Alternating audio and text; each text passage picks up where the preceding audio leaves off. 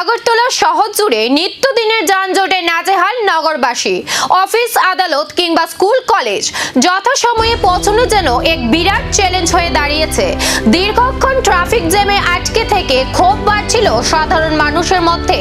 অবশেষে শহরের যানজট নিয়ন্ত্রণে কড়া পদক্ষেপ গ্রহণ করল ট্রাফিক দপ্তর। মঙ্গলবার সকালে আগরতলা শহরের উত্তর গেট সংলগ্ন এলাকায় ট্রাফিক ডিএসপি প্রণব দাসের নেতৃত্বে পরিচালিত হয় এক বিশেষ অভিযান। দপ্তরের কর্মী ও পুলিশ বাহিনী মাঠে নেমে শহরের বহিরাগত অবৈধ ইলেকট্রিক অটো ও ই-রিকশার বিরুদ্ধে এই অভিযান চালায়। নিয়ম অনুযায়ী শহর এলাকার বাইরে চলাচলের পারমিট প্রাপ্ত ইলেকট্রিক অটো বা ই-রিকশাগুলি শহরের মূল রাস্তায় যাত্রী পরিবহন করতে পারবে না। শুধুমাত্র জরুরি চিকিৎসা কিংবা বিশেষ রিজার্ভের মতো ব্যতিক্রমী ক্ষেত্র ছাড়া বহিরাগত অটো চলাচলে রয়েছে কঠোর নিষেধাজ্ঞা। কিন্তু অভিযোগ উঠছিল, বিগত কিছুদিন ধরে নিয়ম তোয়াক্কা না করেই বহিরাগত এই ই-রিকশাগুলি শহর জুড়ে অবাধে চলাচল করছিল, যা যানজট বহুগুণ বাড়িয়ে দিয়েছিল। মঙ্গলবার ট্রাফিক দপ্তরের এই অভিযানের পর থেকে বেআইনি পারমিটহীন অটো চালকদের মধ্যে তৈরি হয়েছে তীব্র চাঞ্চল্য।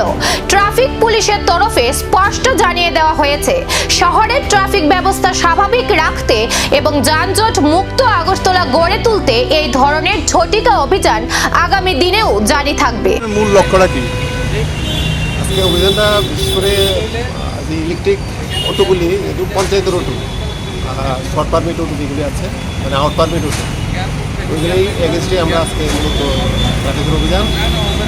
তাদেরকে বলা হয়েছে যারা মোহনপুর সাইডের গাড়ি, ওইগুলি রাধানগর স্ট্যান্ড পর্যন্ত আসবে, আর যেগুলি আমতলি সাইডের গাড়ি, এগুলি নাগেরজোলা স্ট্যান্ডে আসবে। আর জিরানিয়া সাইডের শর্ট পারমিট অটো বা আউট পারমিট অটো বা ইলেকট্রিক অটোগুলি চন্দ্রপুর বাস স্ট্যান্ড পর্যন্ত আসবে। তারা সরকারের যে নির্দেশিকা ওরা মানছে না।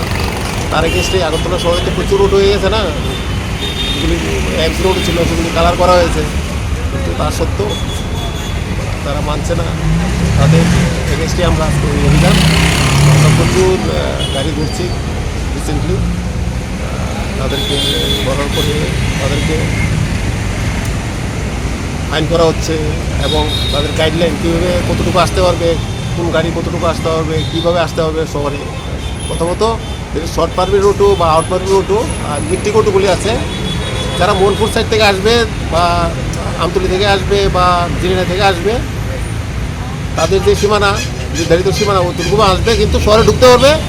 মেডিকেল ইমার্জেন্সি সামনে বোর্ড থাকতে হবে, কলেজ স্টুডেন্ট বা স্কুল স্টুডেন্ট সামনে বোর্ড থাকতে হবে, কাগজে লিখে লেমিনেশন করে রাখতে হবে, অথবা এয়ারপোর্ট পেন। অভিযান শুরু, তবু কি থামবে বহিরাগত ই-রিকশার দাপট? নজর এখন ট্রাফিকের পরবর্তী পদক্ষেপে।